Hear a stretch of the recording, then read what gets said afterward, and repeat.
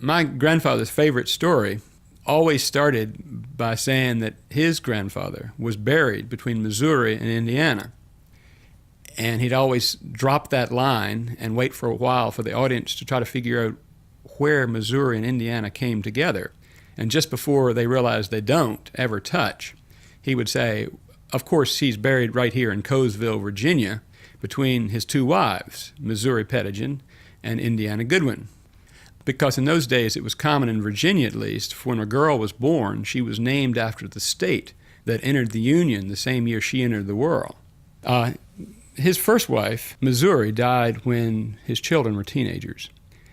And he waited an appropriate amount of time. He was a very strict Methodist and a very proper person.